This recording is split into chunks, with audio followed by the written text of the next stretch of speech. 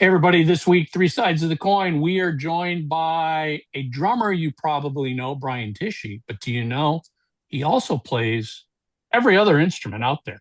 He's got a new band led by Vultures. He joins us to share a few Kiss stories playing with Gene Simmons in the Gene Simmons band and a little bit of his Kiss history as a kid, but a lot of discussion about being a musician and all the work he put into led by Vultures. Welcome to Three Sides of the Coin, a podcast about rock, heavy metal, and Kiss.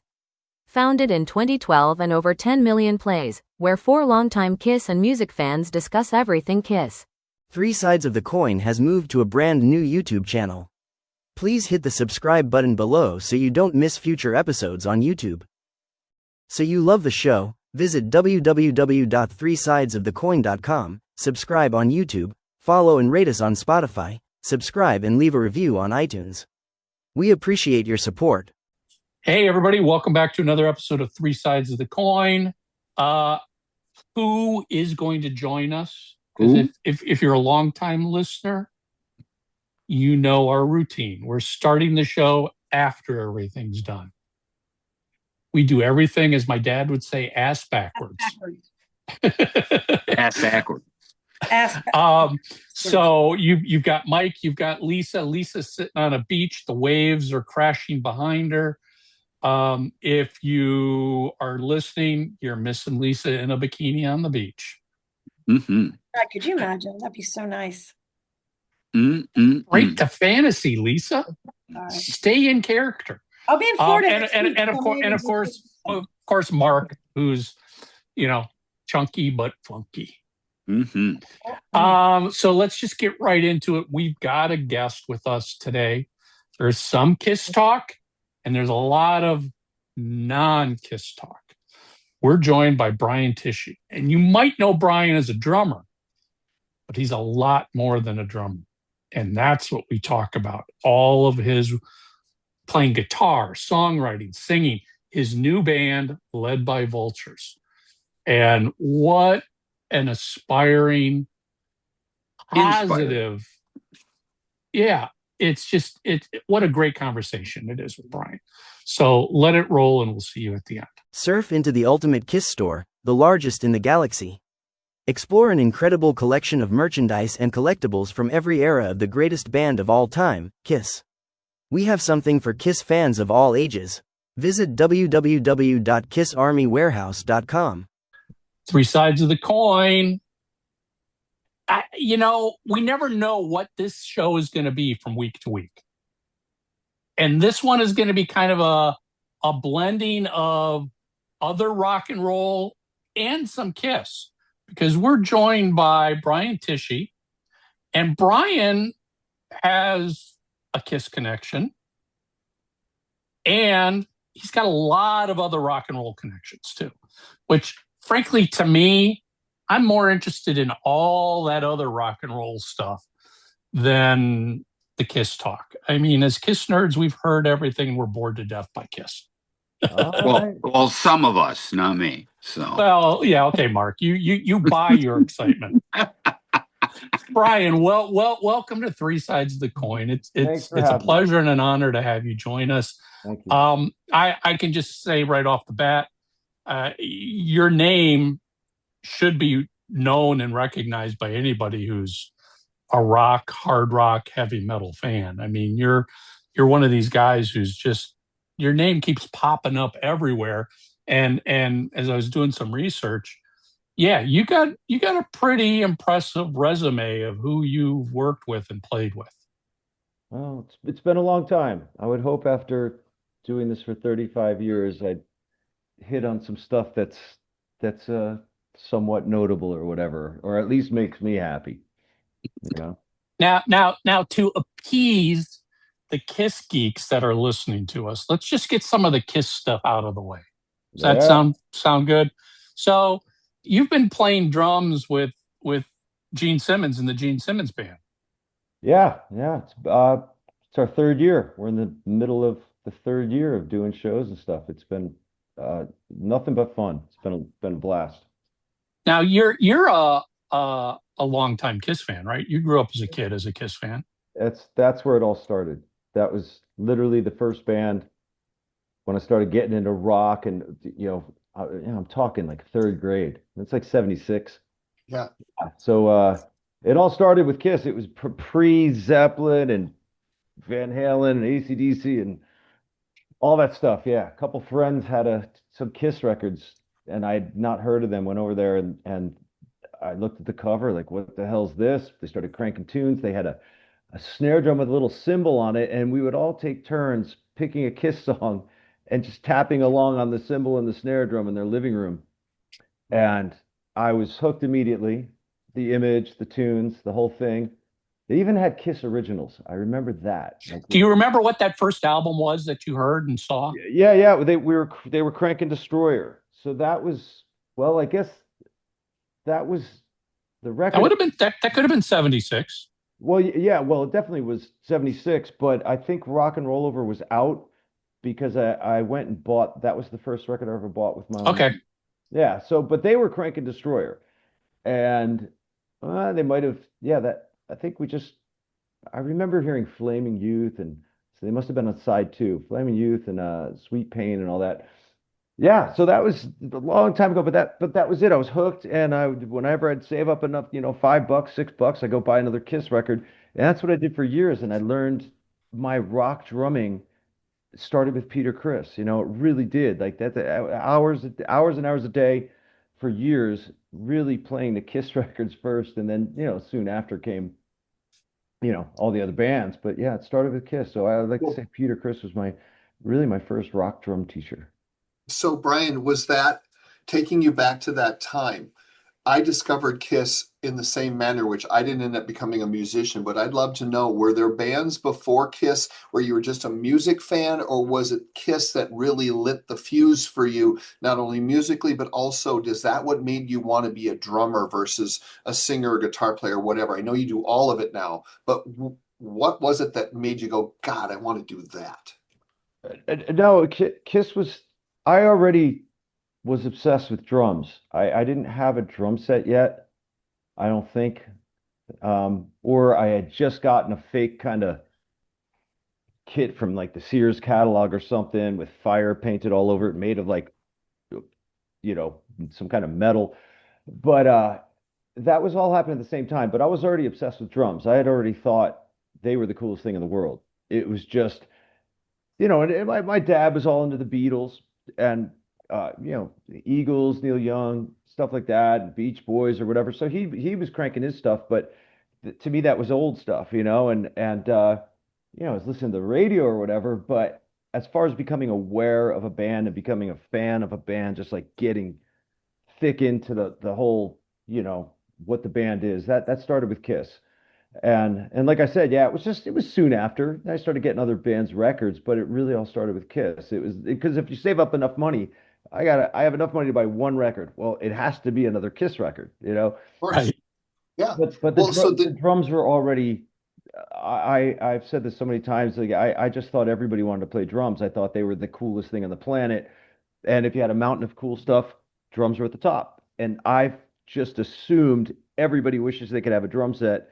It's just they're loud and they take up space, so not everybody can have a kit. But that's how I was thinking when I was a kid. And I maybe didn't realize it at the time, but soon after that, yeah, I was like, well, this is what I do. As soon as I started playing drums, I'm like, well, I got to figure out how to do this the rest of my life. so in you mentioning of your father listening to music that was popular as well, even if it was older with the Beatles and the Stones and all that, did he understand Kiss? Did he support your passion for music, or was he always kind of like, oh no, here, listen to Fleetwood Mac instead? No, no, he was so supportive. Both my parents were that in 79, my birthday's in August, so it was like June. And he comes in and he hands me a little envelope, open it up, and there's two tickets to see Kiss at Madison Square Garden on the Dynasty tour. And I was like, Awesome. okay, that's getting a drum set at Christmas was the coolest thing in the world. This is the next coolest thing. I couldn't believe, I grew up in Jersey, so we were like 45 minutes from the city. So I think we took a train in, and one thing I remember, which I should have been more blown away by it, but I was also as a little kid, I was like, well, Kiss is so huge, this makes sense. We were walking out of the train station to the garden, and we're walking around with thousands of Kiss fans, and so many of them were dressed up with the makeup. And it was just like, yeah, of course, this is where I have to be. This is where Kiss is. This is the coolest place in the world. But yeah, that was an amazing experience to be an 11-year-old kid who knows his Kiss. This isn't like your parents taking you to some show because they're into some band. This is my dad going, yeah, I'm going to get him a couple tickets and we're going to go and watch this. And yeah, it was a life-changing experience. And to bring that full circle, that never, to play with Gene now, decades later, being much older and being through, all the experiences I've had as a drummer and all that, to be able to play with Gene, and it's you can't but help, still feel like a kid, still feel like that 9, 10, 11-year-old kid that was blown away by this band that affected him so heavily. So we'll go into whatever, you know, calling Dr. Love or, you know, Parasite or something. And I'm just like, how can I not feel the way I felt when I was like 10 years old learning this stuff, you know? That's Yeah. awesome. What a great story. What you're saying is you still get goosebumps when you're behind the kit with Gene, when you start a song and going, holy crap. Well, it's kind of like, how can you not? I can't see it any other way. And I've also explained it like, in this business, there's ups and downs constantly. I mean, even if I guess you're a huge band or you have hit songs or whatever, there's times where maybe you don't have a hit song or whatever. The fans aren't like they were or whatever. But as a more or less hired drummer and all that stuff, to be able to play music that affected you as a kid, it's like that's what keeps you going, you know, through ups and downs. Because that's a feeling you can't buy. You can't get that anywhere. You sort of have to earn it, whatever you did throughout your career or whatever, put you in a place where here you are with this guy that is a rock icon, that not only is he that, but he's one of those four guys that first changed everything up for you when you didn't know anything. When you're learning how to play a beat, for drum geeks, when you learned how to play ghost notes, fills, and just learning songs, like that all comes from his music. How can you ever not, how can that not be exciting? How can that not mean more than a lot of stuff, It's a great attitude, though. Yeah, well, it's the truth. I mean, there's, uh, maybe I take it for granted because that's what I've done for so long, is play with bands, luckily, that I grew up on or that are popular bands that I'm a fan of and stuff. But, maybe those guys like in the big bands, that's their gig. Like they got in their own band, got a deal, experienced great success, and for decades they've been known as the drummer in their own band, which I think is that's the highest plateau right there. But they don't have the experience of like what it's like to be, unknown or not established or trying to get gigs, and you end up in a foreign or a White Snake or an Ozzy or a Gene Simmons, where you're playing songs that that created dreams for you, that made you dream and wonder, like, how do you get there? What's this like? What's this all about? I don't know. I have no clue. All I know is that this stuff excites me more than anything. So in that respect, that's cool. That it's cool to be able to have those experiences, coming in and out of bands that meant so much to you, throughout your life. That's so Now, cool to hear. your resume is, length of an arm easily, and you just mentioned a couple of them, but I wanted to kind of a tangent of what you just discussed. You've worked with Billy Idol, Whitesnake, Foreigner, Ozzy, Wasp, Steven Tyler, Joe Perry. I mean, the list goes on and on. Have any of those others given you that same feeling when you've been behind the kit? Well, yeah, because after Kiss, I think after Kiss, it was Aerosmith and Zeppelin and Van Halen, AC/DC, Foreigner, Nugent, all that kind of stuff, all came all at the same time. It's like, just listen, and anything you did, get the records, learn how to play the drums. That was it. I'd listen to the record, as a fan of the band, but then the next thing was learn how to play that record on drums. But so to answer your question, yeah, somebody like Steven Tyler, that's that's so huge to me just to be able to have that experience because I absolutely love Aerosmith and when I was a kid, his voice was so unique, which it still is, of course, but as a kid, I couldn't figure out why does this guy sound like this? He sounds like a snake. There's something about this guy's voice that's just so badass. And this is a little kid, but I mean, the first record I have is Aerosmith live bootleg. So that's Love it. still probably that Kiss Alive, Song Is the Same, Exit Stage Left. Those are probably my, top of my favorite live records. But yeah, to work with guys like and that you now, and then you get older, and then they're not just like rock stars. You're like, these guys are just songwriting beasts and mega talented and have this charisma that they have this thing, whatever. I'm sure you guys know all about Tyler. It was like he was born to be that. Like there's almost no way he couldn't be, Aerosmith out of the gate, the first, they have a Dream on their first record. It's like, okay, it's probably not going to go downhill from there when you're coming out with stuff like that. Yeah, so to work with him was completely insane. And there's which it's great because you're sort of on a similar level of at least here I am playing drums on your song, or I'm playing a show with you, I'm rehearsing with you. So it's not just you're meeting him through a friend. Oh, I love Aerosmith. Can you sign this? It's like, Right. oh, I'm keeping the time for you, and you're a drummer, and this is heavy stuff for me. So guys like Steven Tyler or I played with Eddie Van Halen. It was his backyard party thing he did in 2006, and we had a rehearsal the night before and played the show. And that's just these are Kiss starts with Kiss, like I said, but Aerosmith, Tyler, Eddie Van Halen, Alex Van Halen, Jimmy Page. These are like for me, these are my guys. These are the top of the top for me. So if you get to a point where you get to work with them and it doesn't go badly, or you get kicked out of the room or sent home, it's a good thing. Yeah, and like I said, Brian, you can't buy it. You can't. There's no price to put on those experiences. Did your Kiss fandom wane in the 80s, or did you just kind of always stay a Kiss fan, or what was your trajectory as a Kiss fan? Did it stay the whole time, or did you go in and out? Yeah, because you get older, you're all of a sudden you're in the 80s, you're a teenager, there's tons of new music coming out, you're being exposed to all new stuff and but I hung in there up to I think about Lick It Up, I think I bought Unmasked and Elder and Creatures and Lick It Up and I was always like because I was such a diehard Kiss fan, I was ready to accept, all of it, the solo records, which were super exciting. Wow, there's four, so everybody's doing their own thing under the name Kiss.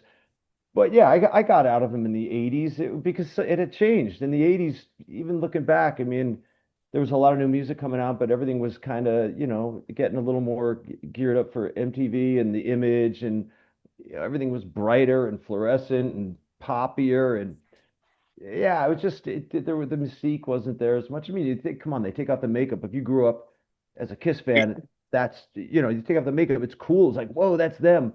But that was such a big part of what made them stand out, and yeah, I was getting into other stuff, new metal bands and some progressive, more of the Yes and the Rush and um, all that stuff. But I'd always go back. I never didn't go back and not dig like Kiss Alive or Rock and Roll Over or Love Gun or whatever, any of it, or Live Two. Come on, side four of a Live Two. You know, Mhm. I always go back and listen to that as a fan and enjoy it just as much as I did back then. It's not like I was like, yeah, I used to like this, but I don't get it now. No, I put on all that stuff, and I'm like, yeah, that's the thing is they had the good tunes. They, compared to some other bands that maybe I didn't get into as much, and I hear now from back then. I'd be like, yeah, I don't hear the as I just the tunes don't as a whole resonate with me as much as Kiss did. Let me ask you, Brian, as a Kiss fan, did you have a moment at any point in time playing with Gene, in the dressing room or what in a rehearsal where you're just like, okay, Gene, I just gotta ask you. Oh, all the time. Yeah, which is great. It's great because he's got a great memory, and he enjoys talking about it because you're talking about his life. Talking about something He's proud of magical. it, isn't he? Well, yeah, and he loves it, and he should, and he embraces it, and and he loves. I think what he came from and what he became is that's a such a tall order. You know what I mean? We know the whole story about where he came from, and but to become this, honestly, if you go to like images from the 70s, you can take Kiss as a whole, or you can just take Gene with the tongue out. It's like that image is kind of a part of 70s culture, especially rock culture. We've always said you don't have to be a Kiss fan, but you show a picture of Gene to anybody on the planet, Yeah. and they're gonna know who that is. Yeah, no, he got it right. He was dreaming big. He learned how to play and sing, write songs. He and Paul had a concept, and at some point they said, "Let's all be characters." And that image was just like nobody had seen anything like that before. It didn't look human. I mean, it was pretty amazing. And so yeah, to ask him, I've asked him. We geek out. He knows we're hardcore Kiss fans, and there are times when we travel a lot. We're sitting around a lot, here and there. So. We'll talk about anything, but there are definitely times because we're also talking about the set list or songs or this and that. It all ties in to, his past. So you might go, oh, I mean, we just threw in fits like a glove into the set. And, Hmm. and there's some time, so when I'm home learning it before we go, we work on it at sound check. We'll go into Gene's room and play as a band together, just kind of air drum through it and make sure we have the arrangement.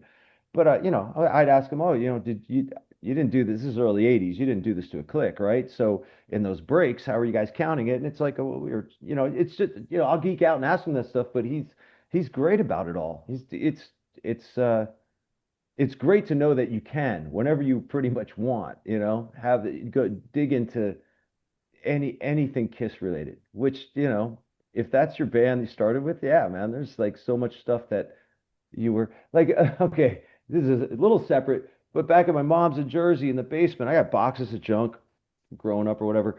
And in one of these boxes, there's this old Kiss mirror that I bought for $5 at the Jersey Shore, probably late 70s or whatever.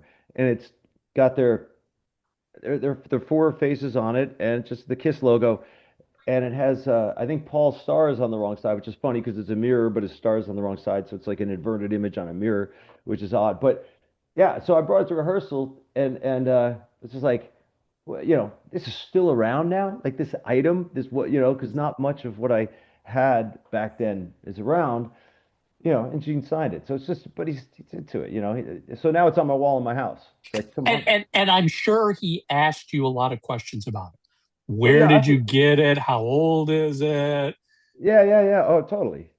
But it's also it's a blast from his past, a very small little one, but nonetheless, it represents there is, which he's reminded of all the time, which I think he loves, and that is one cool thing because if let's say a few years ago I didn't know him. You only know what you see, and if you don't really know his sense of humor or the kind of person he is when he's behind the scenes or whatever, you assume things, but he's always up and he's always he's like a perfect example of somebody just wakes up happy to be alive and happy with what he's done, but also not like, yeah, I'm done. He wants to. That's why we're playing. He loves going out and playing. You know. So you just see that and wherever we go, everybody recognizes him in airports and stuff, and he doesn't. He knows it. He's aware of it. He's always ready to take a picture, and he makes people happy. I think that's another big part of what I think he enjoys is that people see him and they're happy. Come on, you're walking. How many of us wouldn't mind walking through an airport and somebody walks up to you, smile and wants to take a picture of you? You know what I mean? Like, how's that not a good thing? So, and there's other people probably on his level where they don't, and I get it. Some people are more private. Some people are just not as much of people, you know. But He seems to really but love to he is. interact with everyone. Yeah, yeah. It's like I said, it's been it's our third year, and that's all I've seen. you know, see a guy that created so much and he's you know, really, happy, just happy with being him, you know. That's I think that's all that's what we all want. Well, Brian, let's change direction a little bit here because we've appeased all the Kiss fans. Let's talk about your band led by Vultures. All right. Um, you know, as you've said, as anybody who knows you is aware, you've always been known as, the drummer for hire. You are a great drummer that anybody wants to get in their band. Led by Vultures is your project. So, what's it like having spent all these years, you know, basically doing what somebody else wants the sound to be, the direction to be, and now you've got the freedom to do what you want? Um, well, yeah, it's a brand new thing, but it's not new to me because uh, geez, the end of the 90s, like, all I ever wanted really was, you grow up playing drums and you look at all your favorite bands, you go, that's what I want. I want to be in my Led Zeppelin, my Aerosmith, my Van Halen, my Kiss. I want to be the drummer in our band where we have our songs and our fans. But, that was always the dream. So, um, in the 90s, I started playing with, guitar player Vinnie Moore, which was an awesome experience. A lot of touring with him around the States. And hooked up with Zach Wild when he started his band Pride and Glory. Through that, I met Slash, played with Slash. So, anyways, I'm doing this, which is great. I'm traveling around the world. We're playing with these guitar players I love. Like everything's great, on that side of things. But I'm also like, I'd love to, because I've been playing guitar since seventh grade. Really, my dad played, and he showed me a couple chords, showed me a Beatles riff, and like when I was younger, probably the same time I started playing drums. But by like seventh grade, I just remember Blizzard of Oz came out with Randy Rhoads, and I was, just absolutely loved it. And a friend of mine had a guitar, showed me a few riffs and scale and this and that, and I was just equally obsessed with guitar. So, and then the next thing is, well, I want to learn how to play riffs. I know what a power chord is. Somebody shows me a few riffs. I want to write my own. So I've always been writing and had a band in high school and ended up being the main writer in the band. It was like a fun challenge. Write a cool riff. Hopefully the guys in the band like it. Maybe try and write a title, maybe some words, whatever. And but by the time I was, in my 20s and playing with, like through the 90s with like Zach and Slash, and which was great fun. I'm also like, well, I would love to do this for myself as well. But and so in the late 90s, I started my own band, playing guitar and singing, power trio thing, and it didn't really go anywhere. I did get a deal in Japan, put a record out there, and then got a deal in the States. This was still at the end of the 90s where labels were coming out to clubs in Hollywood. I was playing all the little clubs in Hollywood and going for it, like just my own songs, my recorded them, had my buddies, on drums and bass, and just book it and go for it. And I got a deal on a smaller label. They still had advances. You can still have an advance to make a record and all that crazy stuff that seems like so long ago. Well, it was long ago, but yeah, that label had distribution problems, and before the record came out, it didn't get released. And then I had kids, and you started, okay, well, that life changes, as I'm sure, if you guys have kids, Yep. yeah, all of a sudden the responsibility level changes. So, so I kind of had to stop pursuing the band thing, on my own band. And I played with Foreigner at the end of the 90s. I was doing my band while I was in Foreigner. I remember the guys in Foreigner came to one of my first shows at the Key Club in LA. I'm like, there's Mick Jones from, Foreigner watching us play right when I started out. And I had barely ever done this before. But yeah, I went to play with Foreigner, playing with Ozzy, and then into Billy Idol. And somewhere around that time, 2001, 2, just had to, I just couldn't give it as much as it would have needed to continue.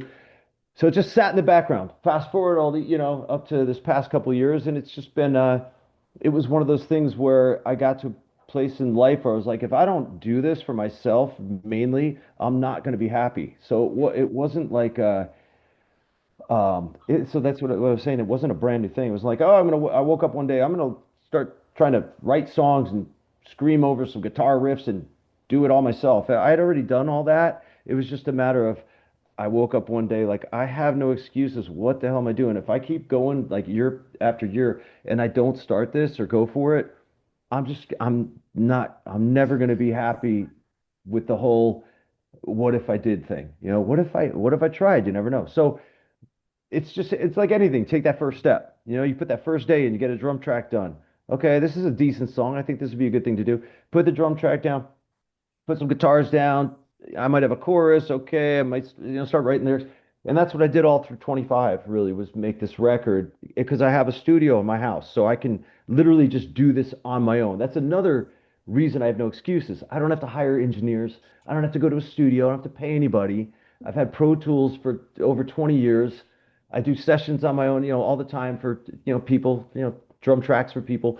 And so there's no excuses. And one of my good buddies, Derek Sherinian, who is, well, you guys got to know him, right? He's in the Kiss Yeah, family. of course. Yeah. Okay. Yeah, we've known each other a long time, and we talk a lot. And he was probably the main person. There's like a couple friends of mine that pushed me, and he was one of the main people saying, "Dude, if you don't do this, you're never gonna be happy." He's like, "Have you started your record yet? You started your record?" I'm like, "I'm gonna, man. I just got to get this and blah blah blah blah blah." And finally last year, I'm like, "Yeah, I did. I'm starting." And he has a couple co-writes on the record. He plays on a few songs. So outside of me, myself, and I, Derek Sherinian is the only other person on the record playing some great stuff. There's the newest single out is called Waves, and that was an old song I had written. That's a beautiful song. Yeah, I like that one a lot. Thank you. Thanks. It was just a little guitar chord progression, and he came. We were sharing a little studio a long time ago, and he came in and heard me playing it, and he had some keyboards there, and he was like, "What's that?" I'm like, "It's just something I'm messing with." He's like, we have our own little language. He's like, "Dude, that needs the pipes of Pan," and that what he means is the pan flutes, a la John Paul Jones' "Stairway to Heaven."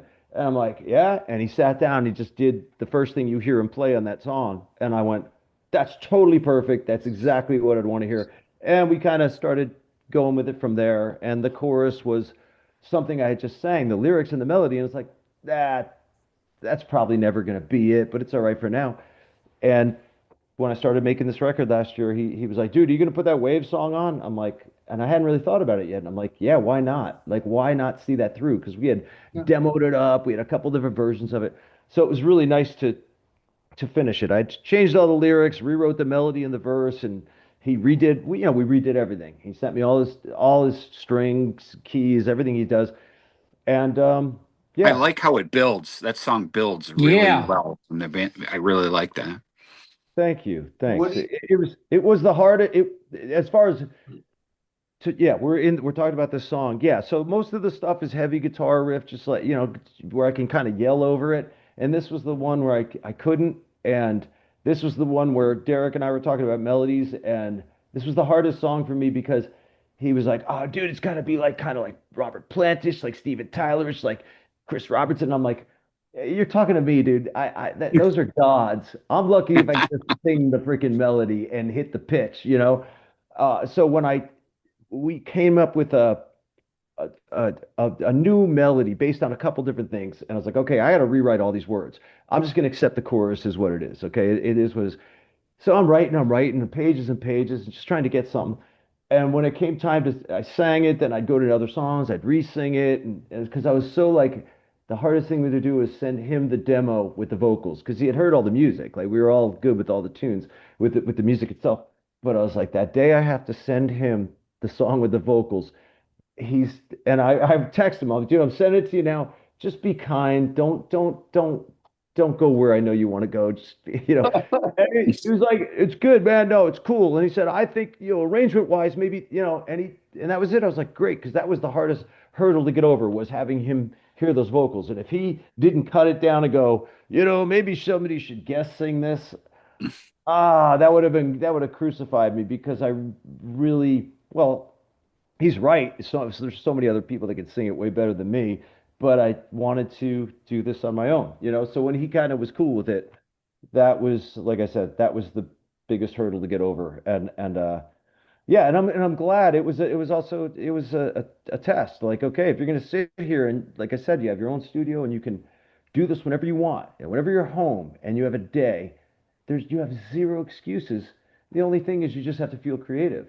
So that's, like I said, that's what I did all last year was just put this together, and And there's a couple singles prior to this Waves song, and I didn't want to put this one out. I just wanted to be like a deep cut down at the end of the record. And he was like, dude, why don't you show people your songwriting? This is different, this is cool though. It's a good song.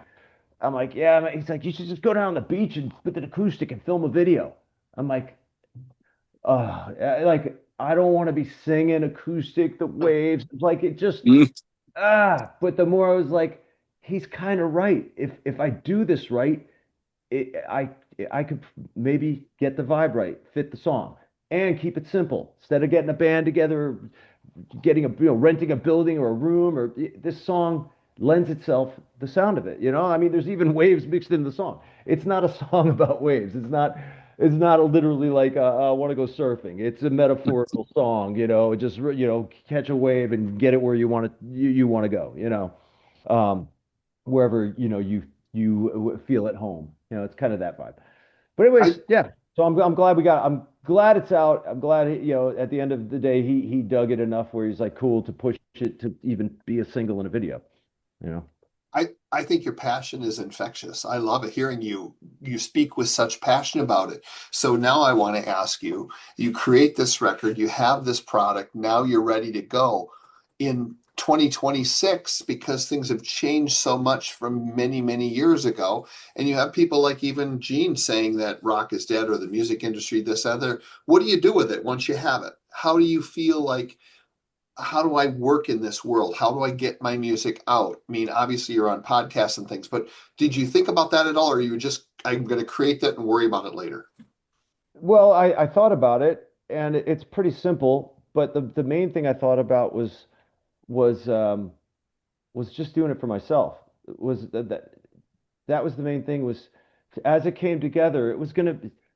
I mean, God, I can get way too long-winded with this, but there was no led by Vultures. It wasn't supposed to be a band, but I wasn't trying to make a solo record like listen to me play everything on my solo record.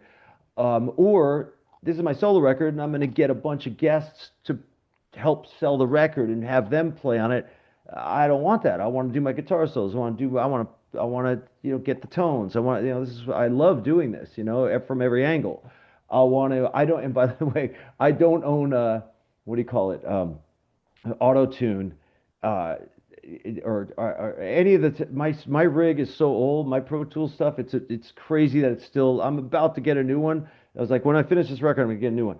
But it's so old, so I can't even go online with it, right? So, but I can make a rock record. Can I record acoustics and drums and bass and vocals and percussion, and can I edit like we all edit? Yeah. I'm the pretty damn good drum editor, like because I've been doing it so long, and I'm a drummer, so yeah, I can make a rock record in the same way that my favorite bands made rock records outside of people in a room playing together.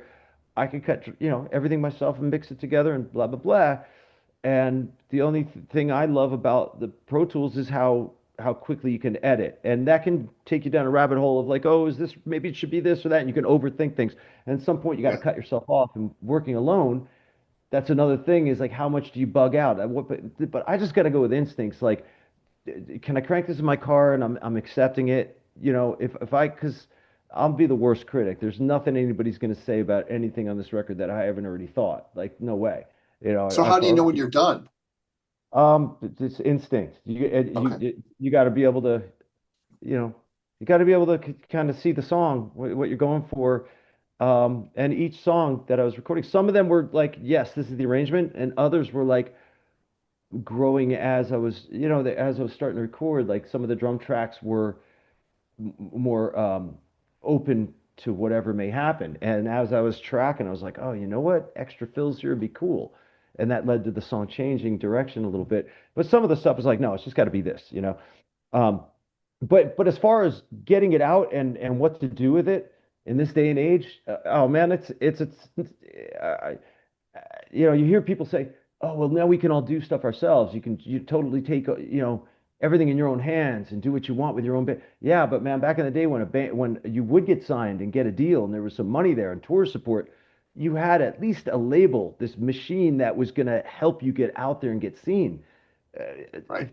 yeah, you had to pay them back and they got a percentage and they own the master.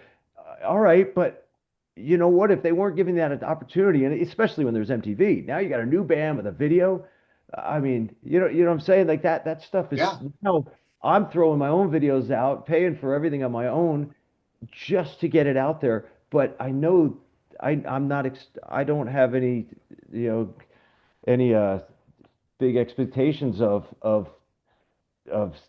some kind of success that yeah, like in the Well, music business, any good thing can happen any day. You know, something good could happen, something bad. So you always kind of roll with that. As musicians, we roll with, we've had those days where you wake up and you get a gig or something great happens, and there's other days where, oh shit, man, I need some work.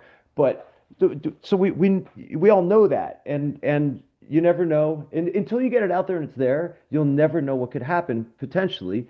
And I also don't, I'm not worried about it. The main thing was get it out there, and can I put it on and crank it, and I don't want to turn it off, you know. And if I feel that way, hopefully there's other rock fans that hear it too, and you know, then you just go word of mouth, but via the internet. Hopefully, you know, people share it and yeah. Well, you know. and I wasn't trying to box you into a corner as far as success or what you wanted to do. I was just more looking at it from the perspective for all of the listeners we have that also would love to maybe record some of their own music. Where do you go with it now? Because there isn't the label support. So it No, was more just, I don't know. I really don't know. But I guarantee we can all look it up online and go, these are the things you can do to get your music out there, like we can with anything. How do I yeah. do whatever it is and put it in your phone and there's your answer.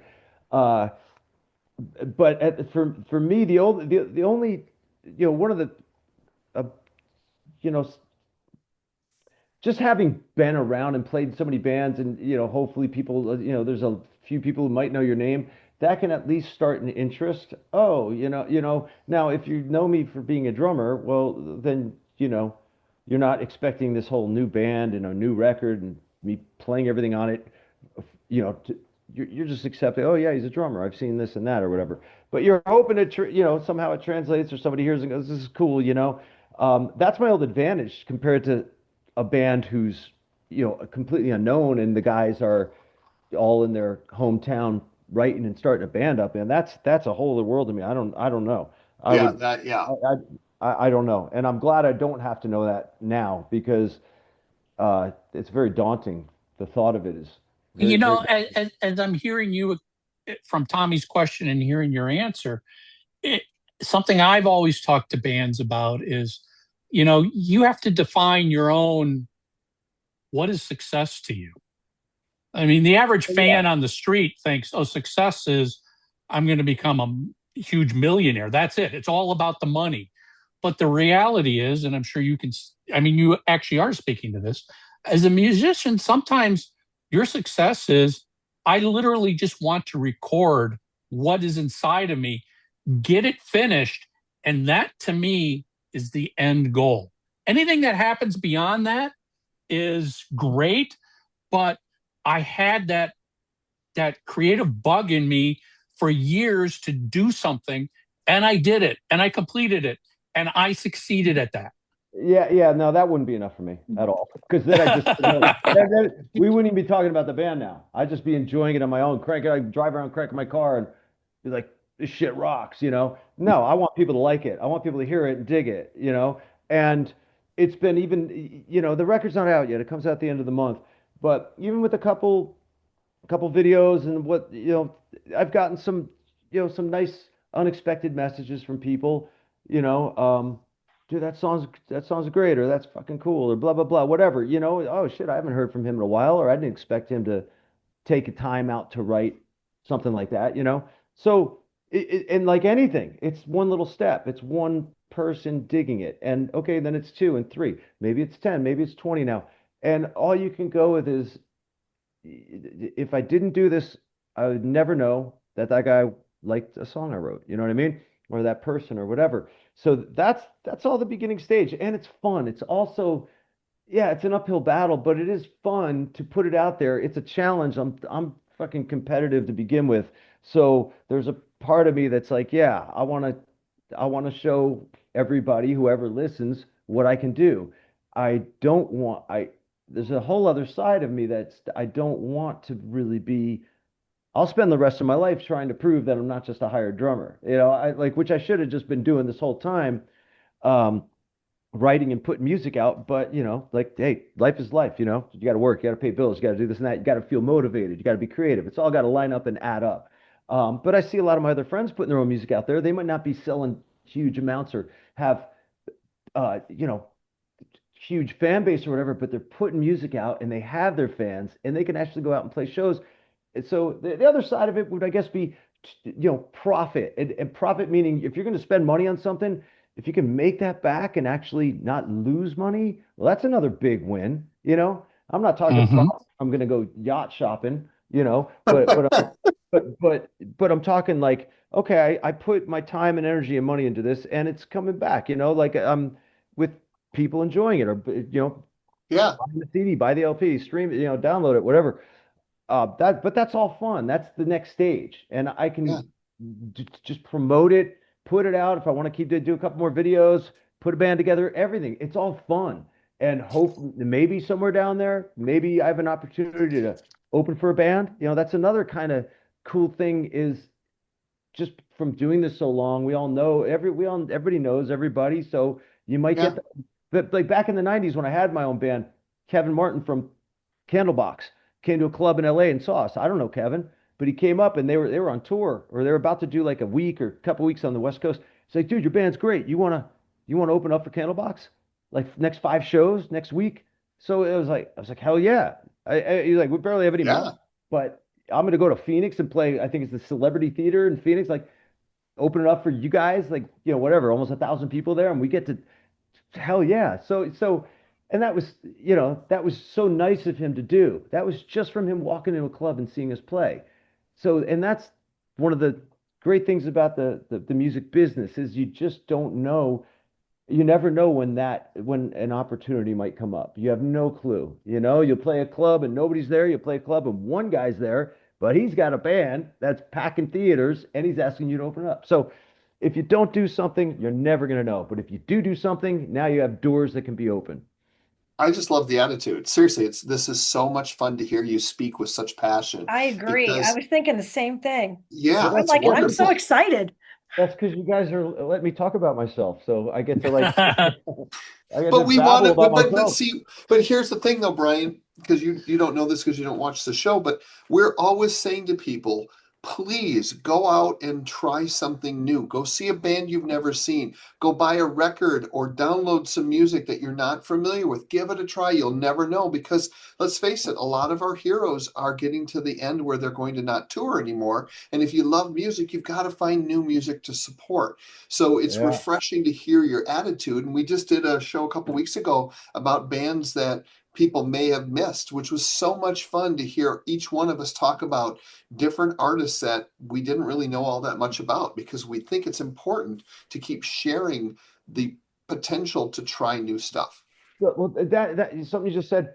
Yeah, we're all getting older, and I don't really think about it much. And I know that just the spirit of rock and roll and the whole mindset of what it takes to be in this business or be a musician and that energy playing live and all that, it keeps you young just because you're still you get on a stage or you sit behind your instrument and mentally you're still like, this is what I've done since I was a little kid. Before I knew anything about business, before I knew how to make a buck playing drums, this is what I love. This is where the passion was all there from, before I knew anything. So whenever I get behind drums or do anything musically, it's always like that attitude of youth is always there, and then I look at Gene. I'm like, I think Gene's gonna be 77 this month. And I'm Yeah, like, he gets up there and we do an hour and a half show and he's singing like he gets up there and there's not the makeup and the outfit and the blood and the fire and all that. Doesn't matter. Him playing bass and singing and being in a rock band, playing rock and roll I mean, it's pretty amazing because, well, it is amazing because there was a inspiring. time when these rock bands and these guys, these icons were like, for example, when the Stones were hitting 40 and 40 years old, people, the press was like, can the Stones still do it in their 40s? Because rock and roll is really so young. You know, they're Yeah. and now you're looking at freaking Mick Jagger still just showing everybody, he's a freak. He's a freak, but he's Yeah. also focused and he's prepared. He's preparing for what he does, but he's also got it down, like, because he's been doing it for so long. And but yeah, as everybody gets older, that was another thing. It's not about, okay, these bands aren't going to be here. It was more like for me saying, wow, I've seen my 20s and 30s and 40s go by. I can't get them back, but I can do something now before I'm like, find out I got some freaking disease or something happens where I'm to the point where I can't do what I can do. Like, I can still Right. do everything I did in my 20s. So should be no excuses. And like I said, it's a challenge, it's fun, and I can do it. Why wouldn't I? Why wouldn't I try? For better or worse. And then you can look back instead of going, oh, yeah, here I am in my 60s now, and in my 50s, I didn't do that thing I could have done. I've already thought that about, why didn't I do this in my 40s? Okay, well, I got excuses or whatever, but now I'm doing it, and yeah. So it's fun, it's a challenge, and I want to prove myself, and I want to do it before I can't. But I I don't love even it. like saying that because that sounds like, oh, because the end is near, and I don't think like that. But you also No. can't argue with, you can't beat Father Time, right? Right. You can't beat Mother Nature and Father Time. So any day, any of us could have the worst day of our lives, and it's all over. So there's that, and then there's also, you can live to 100. But how's those last 10, 15 years going to be? You better, and what's stopping you from doing things you want to do now? Like, really, if you just throw everything out of the way and just go, I'm literally just one person on this planet, this little teeny planet in this freaking universe. So what if I don't, if I'm not as big as whatever band, or so what if it didn't go the way I thought? At least I tried, because at the end of it, when it's all said and done, you know, what, Brian, you need to do a TED talk. yeah, right. No, I'm serious. This is like, no, it's great. It's so refreshing. And you're so right. Because at least for me, we're close in age. I'm thinking about those things. I'm thinking, okay, I've got the time left now. I want to make the most of what I can with what I have. And I don't want to just sit on the couch. I want to get out and support live music. And we're always talking about that. Get out and go do something, because you'll never regret it. And you will regret it if you don't try. This is fantastic. And there's nothing wrong with like the hired drummer, hired gun thing. Like, because I'm never trying to knock it, because, like I said, I have experiences as that guy going, I bought Slide It In as a 15-year-old, saw MTV with Coverdale and Cozy Powell. And I was like, this guy's one of the most badass singer in rock and roll. I love the sound of that snare drum. And I go home and learn it.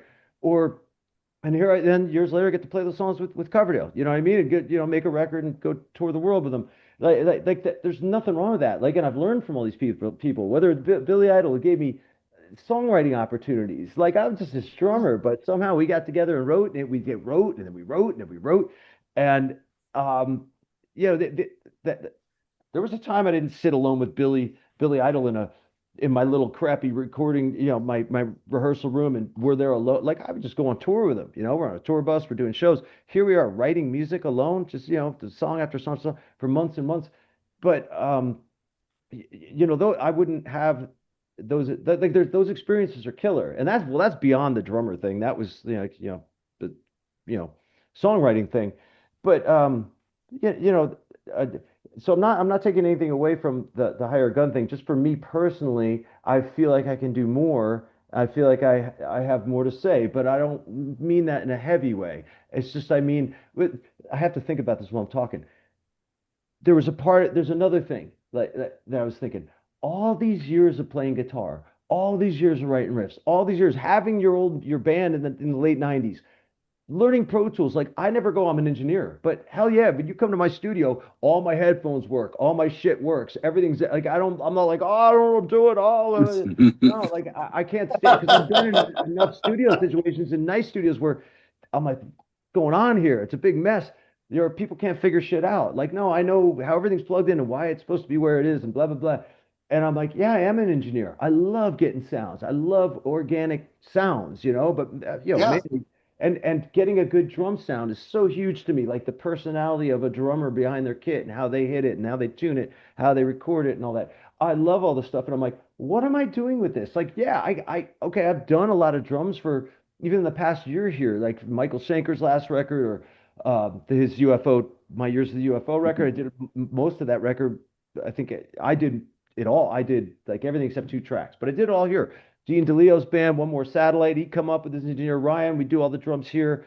Uh, Stuff for Chris Caffrey, stuff for Don Felder, Chris Lord-Alge. I'm doing this stuff all the time, or for like unknown bands or whatever. But I'm like, what? This is something I want to show, sort of show off, as opposed to, oh, he's a hired drummer, he plays with famous guys. Yeah, but there's this whole other thing, and if I don't put it out there that this is what I do, then I'm selling all those years short that I put thousands and thousands of hours into outside of the hired drummer thing. You know what I'm saying? It's like, Right. Yeah. Oh, that makes Yeah. sense. Like, Well, so that's, so go ahead. Sorry. no, I was just going to say, so Brian, after the Led by Vultures album drops later this month, what's your next plan for the band? Are you like, oh, I want to get in and do another album because I've learned so much. I want to Oh, go play some shows.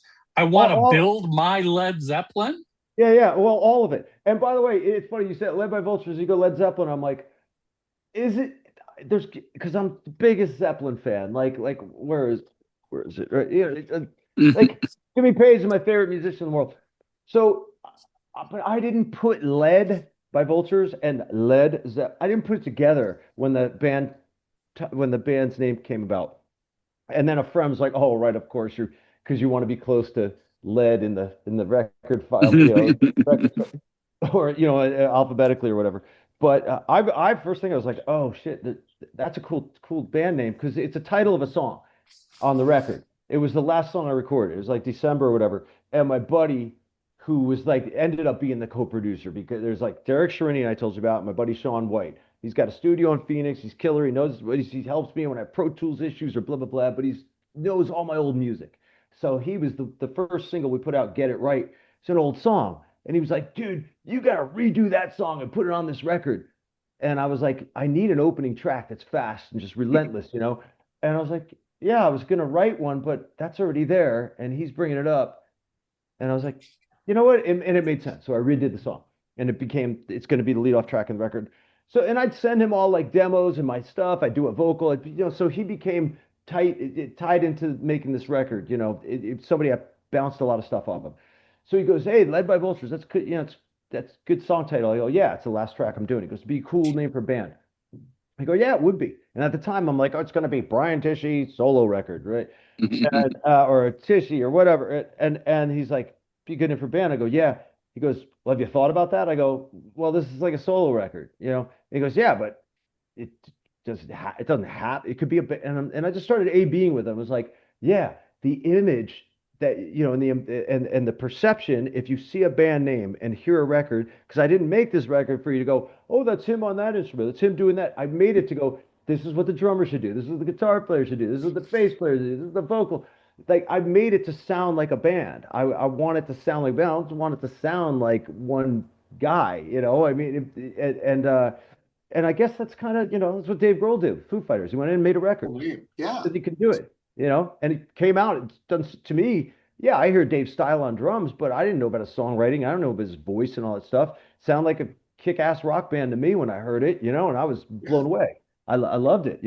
So, and he's only it gone on to make it one of the biggest, bands on the planet for the past, 30 years or whatever. But Wow. it just made sense. I was like, yeah, then it takes away this whole cute solo record in your spare time when you're not playing for famous people. I didn't want it to sound like that. I wanted to be like, doesn't matter who I am, doesn't matter what I do. If you hear a song and you go, what's this? Oh, it's this band led by Vultures. Just like you might hear Man in the Box on the radio. Who's this? Alice in Chains. Well, who's that? It's band Alice in Chains. Right. Oh, this song's fucking cool. All right, that's all that matters. You like the song or not? It doesn't matter. Well, he played with Foreigner. He played with, you know what I mean? Yeah. Which I'm proud of. It's all cool, but in the scope of what I'm doing with this record and this band, it doesn't matter. I told the label Deco, I was like, let's not make a press release all about dropping all these names. It just doesn't matter. Somebody, Just oh, make the Steve, record. if you know my name, cool. Maybe you, oh, I know his name. I saw him play with this band. Well, cool. I don't know his name, but I like the song. Who cares about my name? You know what I mean? True. So so yeah. So True. but I don't think your question had anything to do with that. I think it has to do with what you I like. got sorry guys, I don't mean to interrupt. I gotta bail. Brian, it was a pleasure speaking with you. It really was. Good luck Thank you. finishing everything up, okay? Go make that house sell. I'm gonna try. So, anyways, what's next is to put the record out, and it's a fun challenge. Get it out there, see if people dig it. I'm not great with social media. Like it's just kind of taxing and it's a chore to like keep putting things out and promote, but you got to. And it's part of the job. It's only going to reach so many people through my social media. But if I do press and I do interviews and podcasts and blah blah blah, just get it out there. And hopefully somebody hears this and goes, "Oh, I'll check it out." Um, it's a fun challenge. And I don't expect uh I'm not expecting much really. I just want, I guess it would just be cool if people dig it really, and on the like the financial side, because that's another thing. I can't just go, when we were talking earlier about like, oh, you only live once, do it now. You're going to regret it if you don't do it. Yeah, there is, yeah, yes. But sometimes, man, you're life's got you a bit, by the balls. You know what I mean? You only have so much time to make so much money to pay for so much shit with so much responsibility in your life. And if you don't have that freedom to be creative, you can't just tell everybody wake up and be creative. It's like, dude, you don't know because I've been there. I've been there where like it's just like either mentally or time wise. It's not there. And if there's other stuff getting in your way, well, that's gonna stifle the creativity anyways. It's just, just because you have some time doesn't mean I woke up and I don't have things to do today. I'm gonna write a song. I'm gonna record. It doesn't always work that way. So I get it if people are because I've been there. When you're not getting, doing things you say you're gonna do, you're being you know, you're just kind of putting things to the wayside a bit.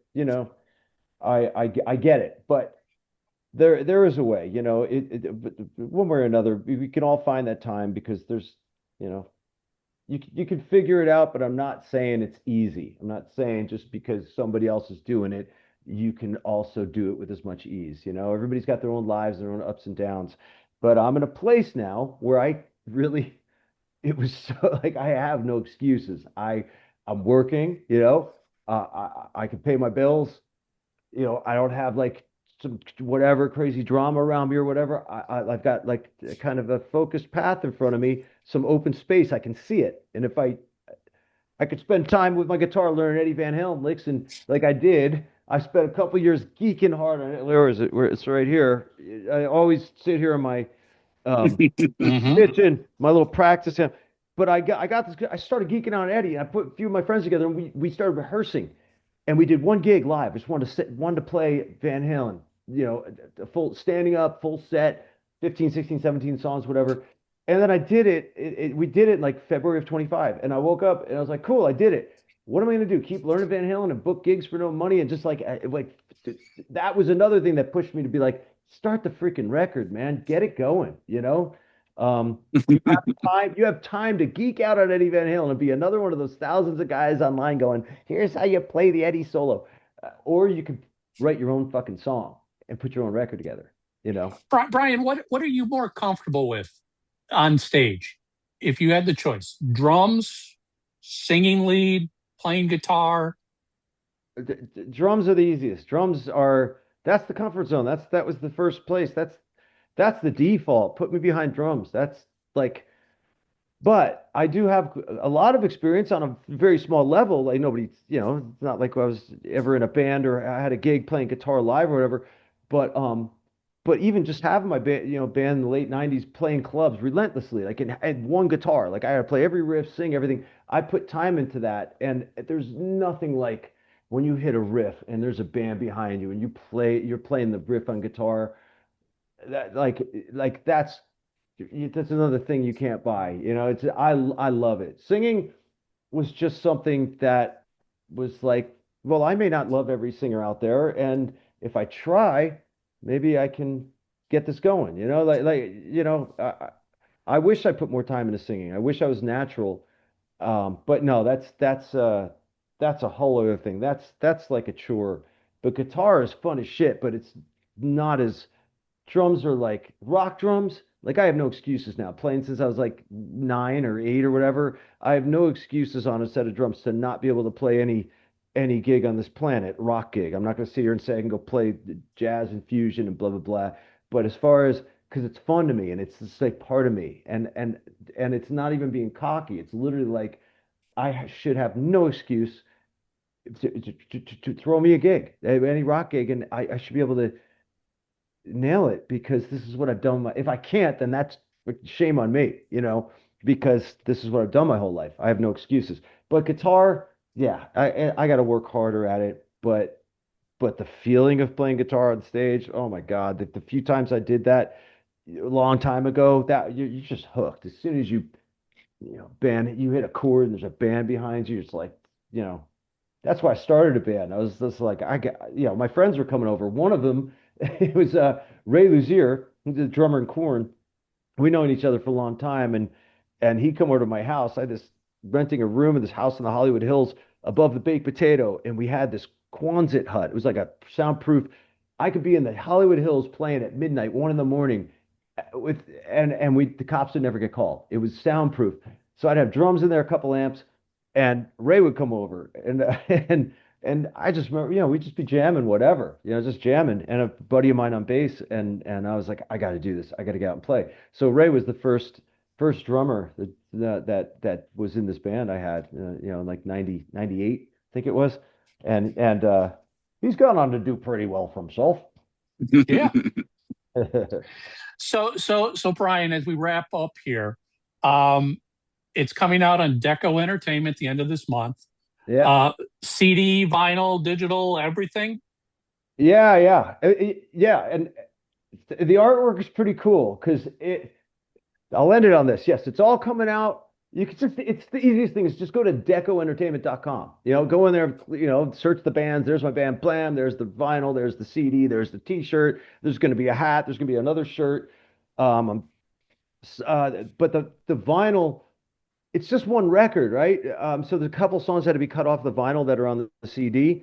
And I do believe there's 12 songs on the CD. The 13th song was this last minute thing. It doesn't matter to get into, but it's a bonus track. I think if you get the bundle, whatever the bundle is, you get this free download of a song that's not on the LP or the CD. But anyways, when this name came about, my art guy Dave, who's been doing all these things for me for years, who runs my website, which is barely ever used, but there's a website because we're all on every other form of social media. But I'll throw him ideas, and he's graphic artist, and he creates all the stuff. So I was like, Dave, I need something for my solo record. Give me something that's like chaotic, something calm with chaos around it. Like that was the idea. He was sending me things thinking it's a solo record. And I was like, nah, nah, nah, nah. And I don't want me on the cover. Like, don't, but and then it's Led by Vultures title. I was like, that could be cool. And I looked at one of Dave's concepts he had, this photo, and me and my buddy Sean, who pushed me to possibly call it Led by Vultures. I looked at this and like, what if we put a branch at the top of this image with the vulture hanging on top, and we recolored it a little bit, blah blah blah, and Dave did this, and I was like, that's the record cover. That's in all this. It was that quick. I'm like, dude, the purple and black, the darkness. There's a lot to look at. So, anyways, it's a single record, but it's one of those it's a double. Like I don't know why Mm-hmm. I paid more for it, but the whole time I was thinking we're gonna open it up. We're gonna have this big image. We're gonna have all the thank yous in the credits. You got the lyrics inside on the inner sleeve. You got the purple vinyl, blah blah blah. But it's pretty cool art. Like I didn't expect it to go this route at all. But as soon as there was a band name, it opened up all this imagery, which was a lot of fun. So yeah, you can go to Deco Entertainment, order it up, and that's it, man. I'm just gonna keep pushing it. Like I said, I'm gonna have fun with it. And as far as live, yeah, I have a few people in mind that I'd need a second guitar player. That would probably be the hardest thing. I know some killer drummers, bass players. Yeah, I know some great guitar players, but you got to find a guy that, I can't do this record. I can't do this music with one guitar. There's too many things going on. But that was another thing I didn't worry about when I was having fun making it. It was like, oh, it's going to be Brian May overdubs the harmonies here. It's going to be blah, blah, this and that, where I'm going to need three or four guitar tracks, a la Brian May or a la Jimmy Page. This isn't like a Van Halen one thing. I was like, if the song sounded like it could go that way, let's do it. I'll worry about live later. So I definitely need a second guitar player for a lot of this, and that'll be fun. When I'll get, like I said, the record will be out, and then I'll start thinking about playing out, but which is it's down the road, but it's not that far down the road. It's not it's if I had to right now, I could put something together and you know make it happen. But to do it right, yeah, I just got to put a little time and thought into it. But I don't want it to just be a record that comes out and it's never played live because this is rowdy, aggressive riff rock that should be played live. So one last question before we hang up here. Have you played it for Gene? Um, I yeah, only the first single. Um, I sent it to him, months ago, and I kind of forgot to. Well, I half forgot and half didn't want to keep like sending him stuff and forcing like because he's out of respect. He replies like, you know, whatever. It sounds cool, man. Good job. He responded kindly to the first song, and I just hadn't really thought about it. Um, yeah, but you gotta there's part of it like, is it insulting not to send it to him, or is it like, he's a busy guy, I see him enough, I don't know. But it's one of those things where going all the way back to that little kid, you're going, oh my God, I just sent my music to the demon. Yeah, well, yeah, yeah, and the first song was all heavy and driving and stuff, and I know he likes like up tempo stuff, but the funny, I was just thinking about when you said that the first time Gene saw me play, he didn't know it was me, but he came with his daughter to see a Billy Idol show in LA in like 2005, I think, and he came backstage after the show. But in those shows, at the end of the show, we'd close with like Moni Moni, and my drum tech would get on the drums and play, and I'd grab a guitar and play Moni Moni. But in the middle of it, we'd jam, and Steve Stevens and I would trade solos back and forth. Well, I mean, Steve's a badass guitar player, but yeah, I put in my own little stuff. Okay, I do this and that. Just try to hold my own because I have worked on some chops, or whatever. It's not just like, I'm a drummer who learned how to play a couple chords or whatever. I really did put time into playing, like hence trying to geek out on Eddie Van Halen stuff, but and other stuff and Randy and blah blah blah. But anyways, when I first met him after the show, he had complimented my tone, my vibrato, and my licks or whatever. The first time he met me was like he knew me. He met me as a guitar player, so of course I had to remind him of that. It's not like 15 years later he's like, oh yeah, I remember it was one of the most fun nights of my life watching you play guitar. But no, he knows he's aware of that, and yeah, maybe now that we're talking about it, I'll send him a couple. I'll just probably send him the whole record or whatever. But yeah, it's cool. It's cool to know that I can send my stuff to the demon. That's pretty cool. Be prepared for him to reply back. I love everything, but it should have been your name as the band. Oh hell no. That's a little joke we have because because if Gene's dry sense of humor, so like I think when my name was when I was introduced to him, he said something like, like I think Derek Shriny was playing keys with Billy at the time, and Derek, I think it's Derek and I, there's Brian, and Brian Tichy, or blah blah blah. So somewhere in the conversation, my last name was said. He's like, oh, that's a terrible name, because he's very, yeah, gotta change your name. Gotta change your name. But the joke is we've made it as like he just said something kind of as a half joke, but it's been translated to become Gene saying to me, "That's the absolute worst fucking name I've ever heard in my life. You got to change it now." And then it becomes me saying, "Oh, is it too late to change it?" Because I'm already like a pro musician, and him going, it's never too late for, like basically, or don't worry about that.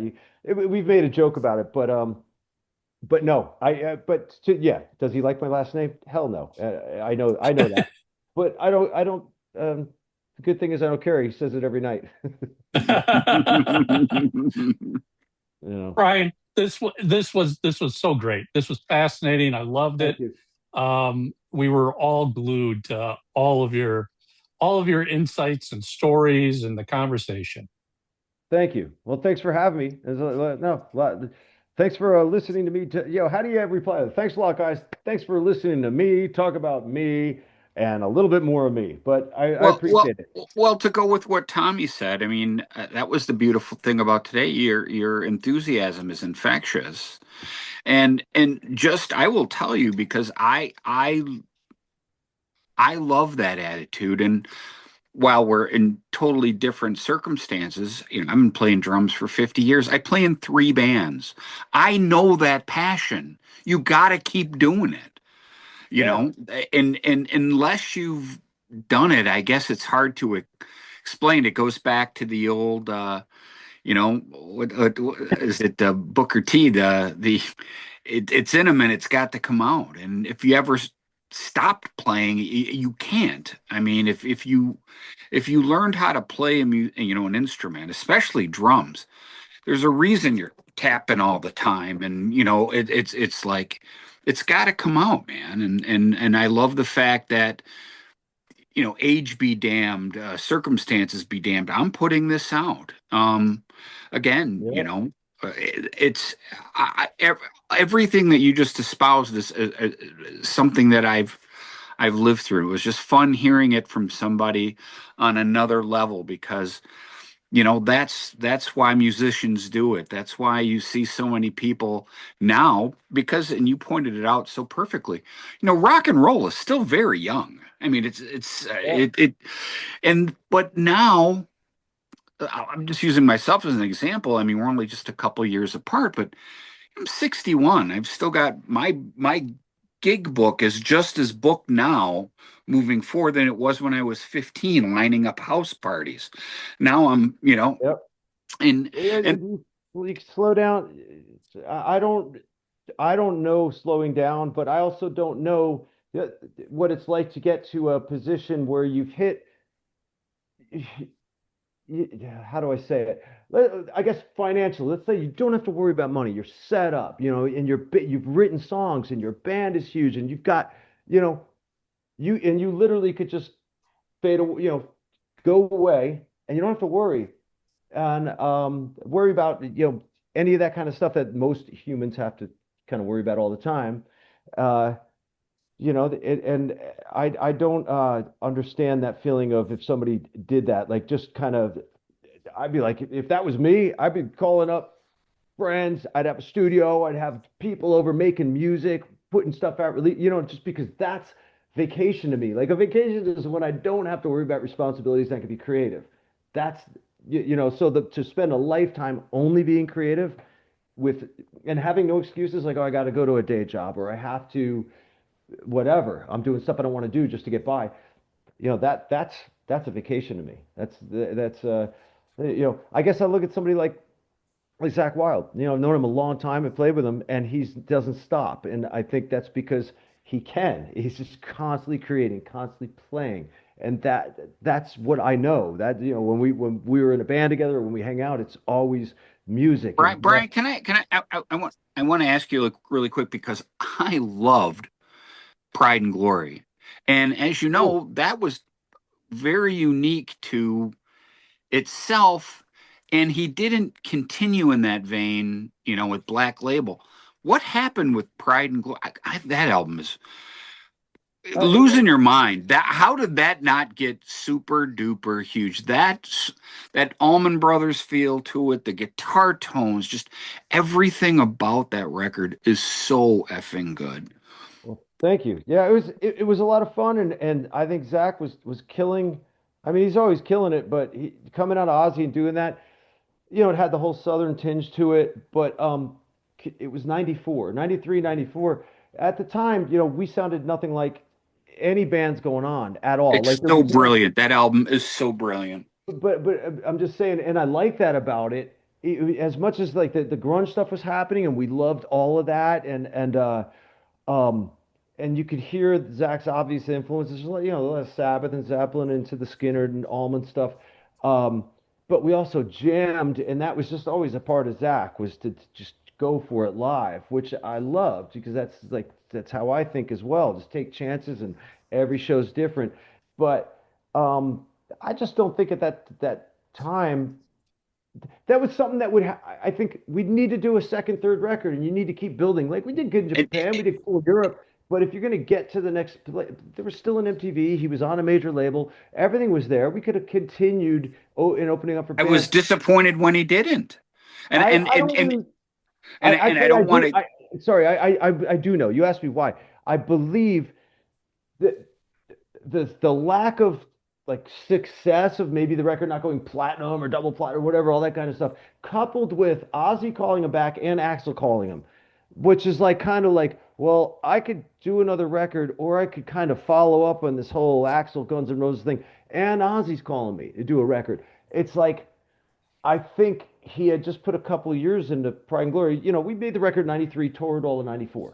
So when these guys are calling you, some of the biggest guys, which is, basically because Ozzy's like a father figure to him, and you got Guns N' Roses, the biggest band in the world, calling him.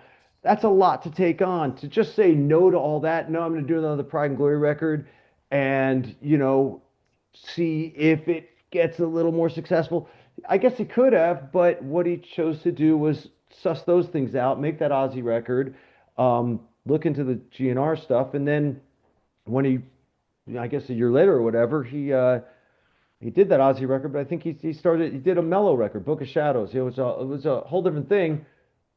Um, but at that point, I don't know what he was thinking. I don't know why there could have been another Pride and Glory. Why there wasn't, I don't know. Other than he could have just been, you know what, I want to do this kind of record right now, and not worry about a band. Just make it Zach Wild and more of an acoustic mellow Just as a thing. music fan, I was hoping that he'd build on it because that record is so good. And then I'm going to let you go. Just that I'm such a music nerd.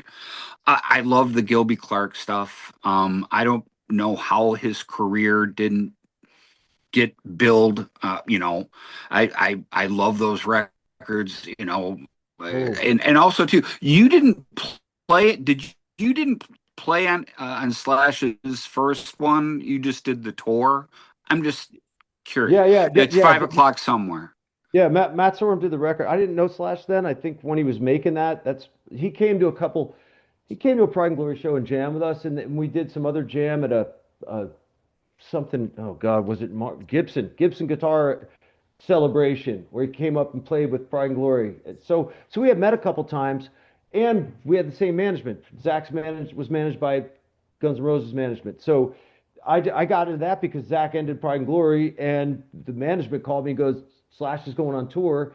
That record was just recorded probably that 6 months prior, and I went down and jammed with him. So we had already jammed a couple times. So it was, we didn't know each other barely, but I went and played and it went well. And then he goes, "We need a bass player." Gilby was in the band, of course.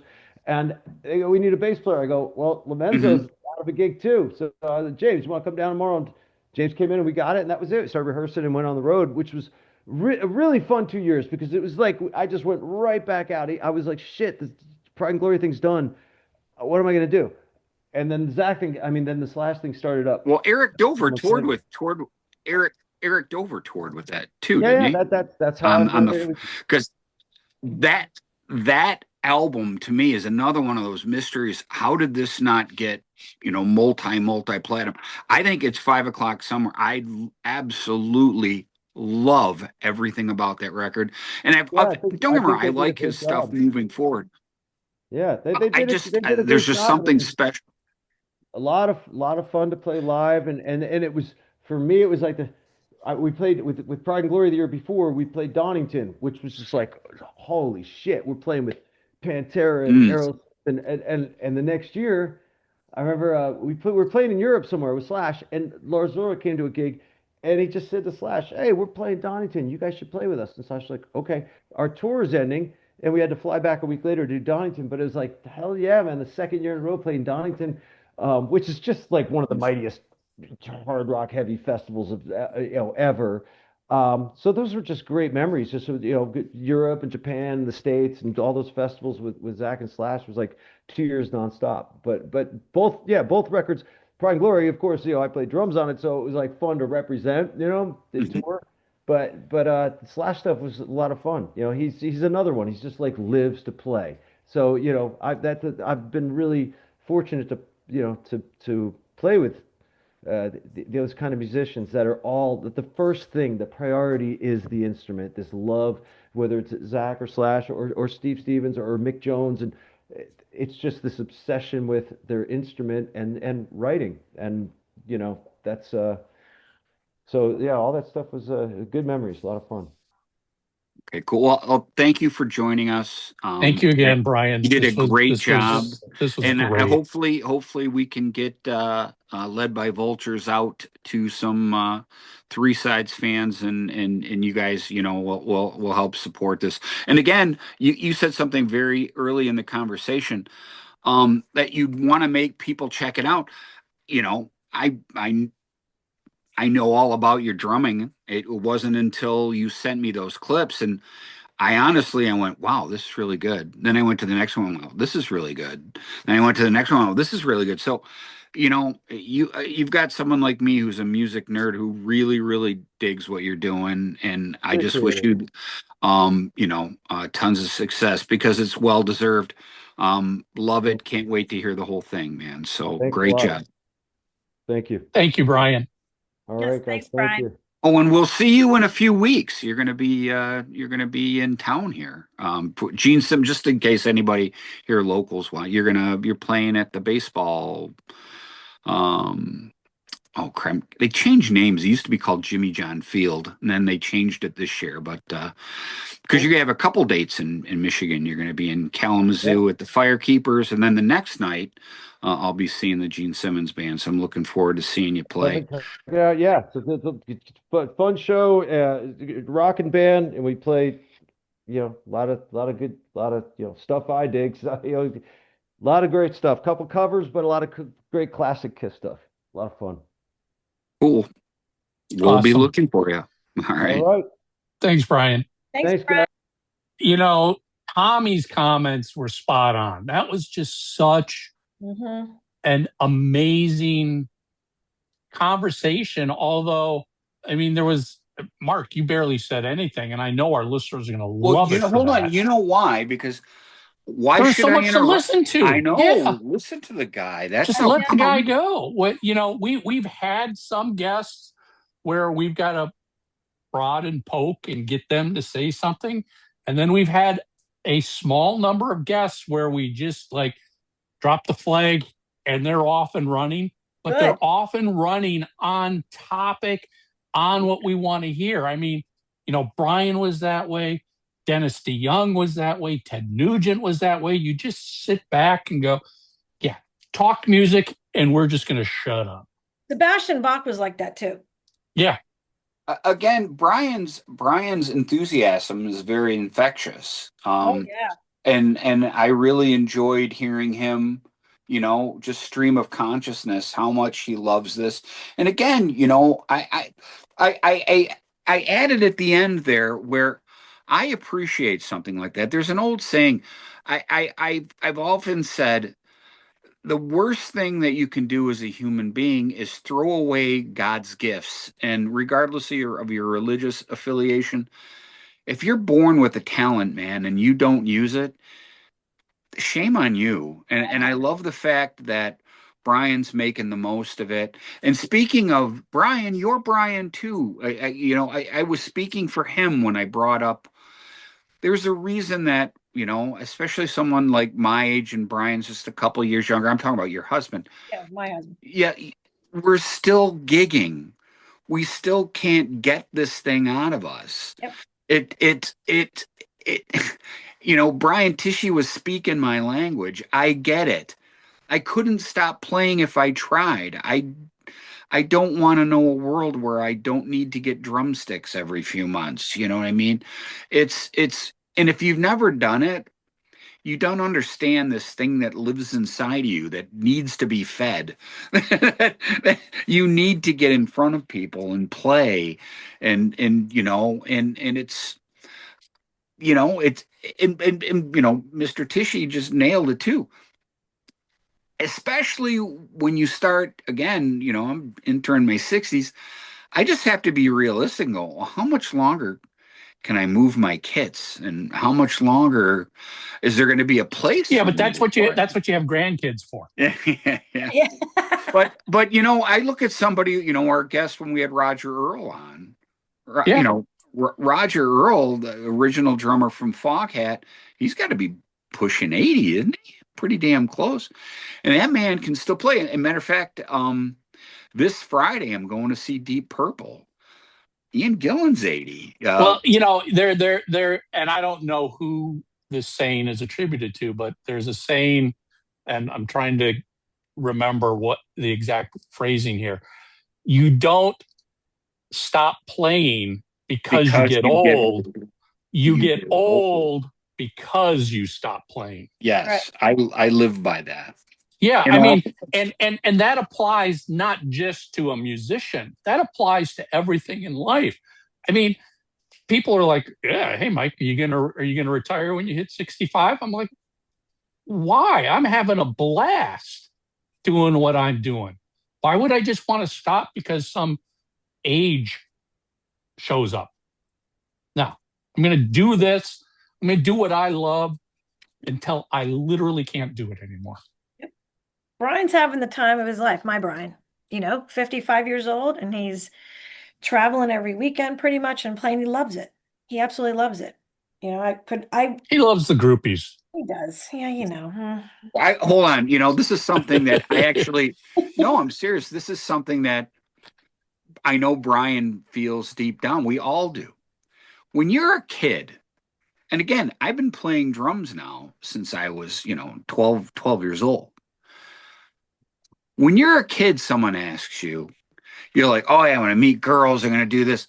Well, somewhere along the line, you're like, there's a reason you do it. And that's not why. Because if that was why, you would have stopped a long time ago.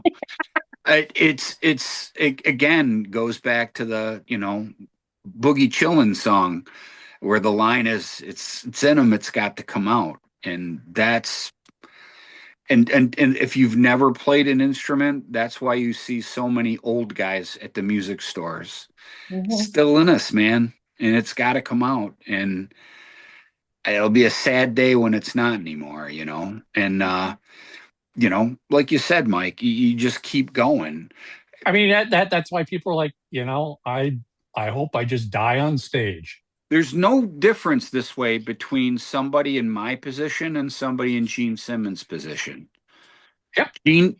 Gene's not doing this because he has to. He doesn't need the money. No, but there's again, There's a void when he stopped touring. yes, and even for guys my age. Matter of fact, my high school band is doing a gig in a few weeks at a big outdoor party.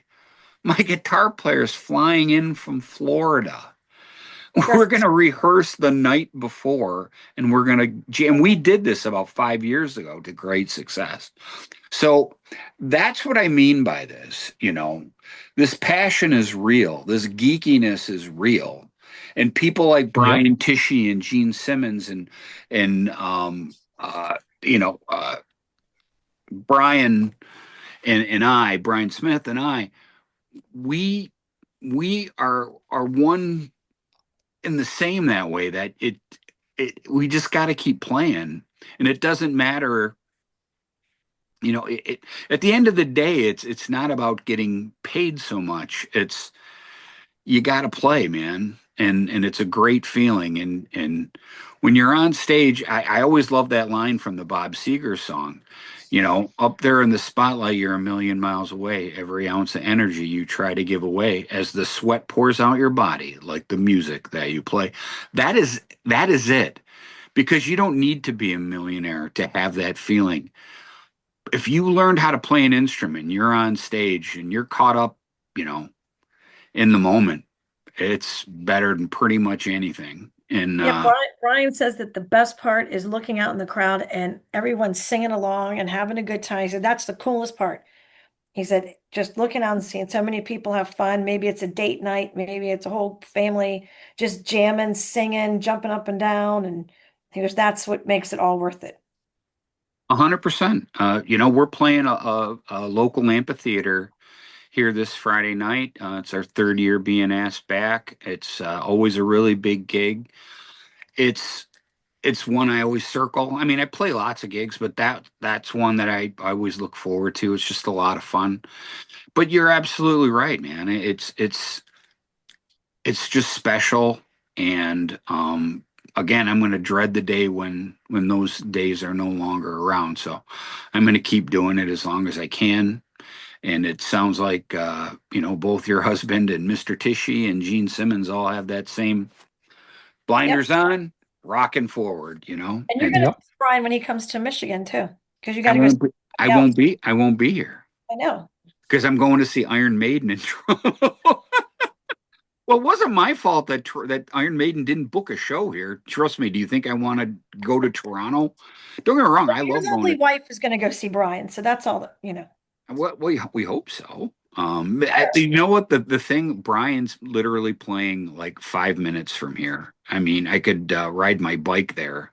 It's a really cool theater. As a matter of fact, I've played that theater dozens and dozens of times. That's a fun place to play. So, yeah. Anyways, let's wrap this thing up. So there's simply one homework question, and it's got two parts. If you've heard Led by Vultures, what do you think? And if you haven't heard Led by Vultures, go listen to them. I don't care. Go find the videos on YouTube. Go find them on Spotify, Apple Music. They're there. There's 3 songs out. What do you think? So do that. I mean, I say this is a force yourself out of your comfort zone. Turn off Kiss and go listen to Led by Vultures and leave a comment about what do you think. It's a simple question. And maybe you'll become a fan. Hope so. Yep. We did. All right, that's it, everybody. 3 sides of the coin. We're out of here. We'll see you next week. Are you looking for official 3 Sides of the Coin merchandise, t-shirts, hoodies and more? Visit shop.3sidesofthecoin.com. We ship worldwide. You have something to say? Leave a voicemail or send us a text message. Call 320-515-4771. Voices for 3 Sides of the Coin. Provided by LarryDavisVoice.com.